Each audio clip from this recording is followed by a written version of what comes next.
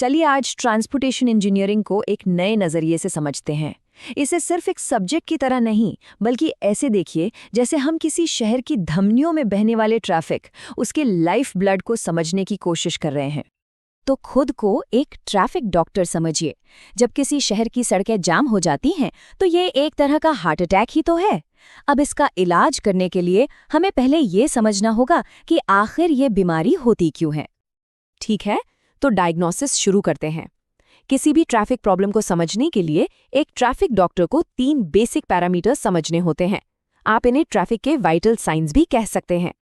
सबसे पहला और सबसे आसान है स्पीड, यानी गति। ये कुछ वैसा ही है जैसे किसी मरीज का टेम्परेचर लेना। इससे हमें कुछ जानकारी तो मिलती है, पर पूरी कहानी नहीं पता चलती।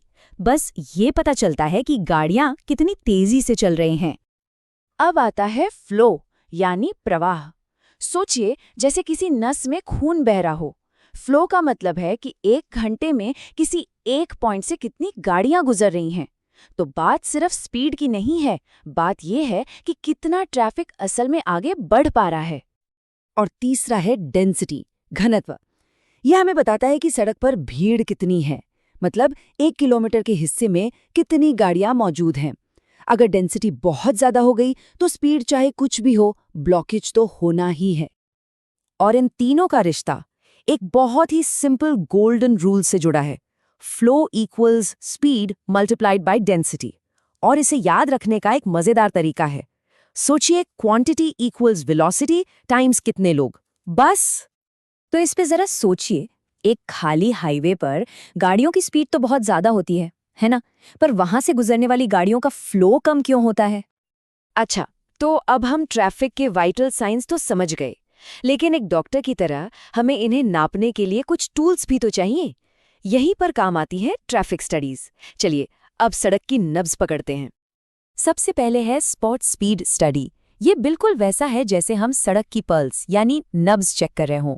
हम एक सही जगह चुनते हैं, ये तय करते हैं कि कितनी गाड़ियों को देखना है, उनकी स्पीड रिकॉर्ड करते हैं और फिर डेटा को एनालाइज करके पता लगाते हैं कि उस सड़क की सेहत कैसी है।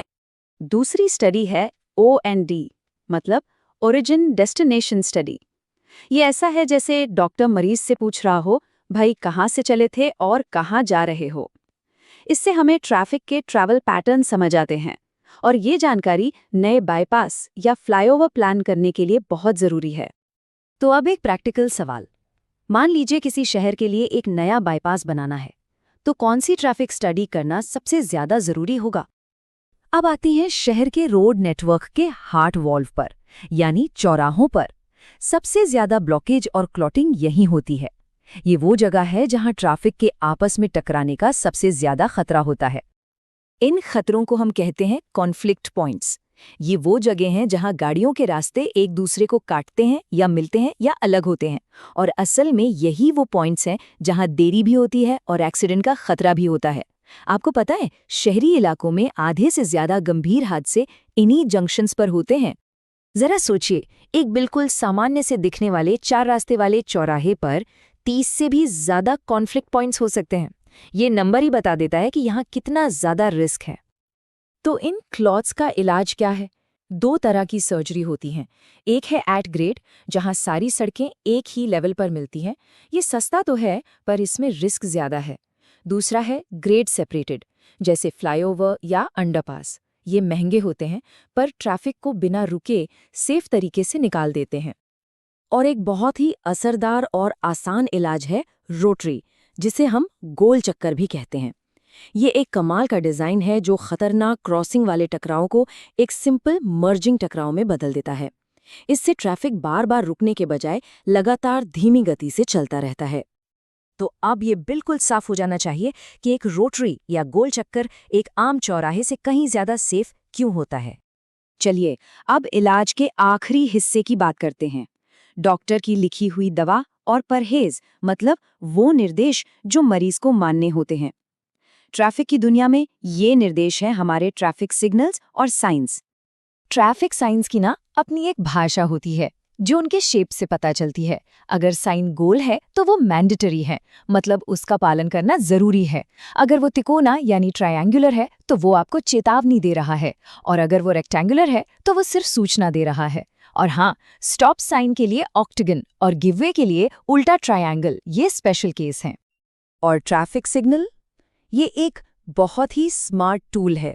इसका काम है एक दूसरे से टकराने वाले ट्रैफिक को समय में अलग अलग कर देना। ये एक ट्रैफिक पुलिस वाले की तरह है जो कहता है तुम रुको, पहले इनको जाने दो। हर किसी को बारी बारी से मौका मिलता है।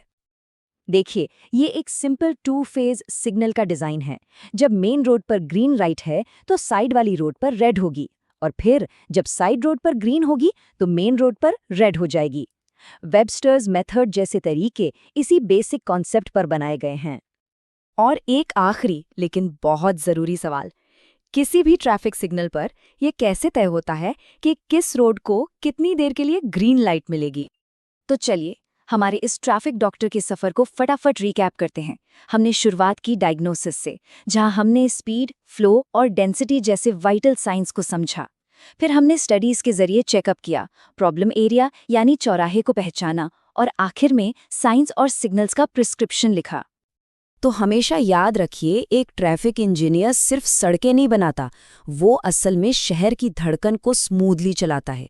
ये फील्ड सिर्फ सीमेंट और कंक्रीट के बारे में नहीं है, ये लोगों के समय, उनकी सुरक्षा और उनकी जिंदगी को बेहतर बनाने के बारे में है।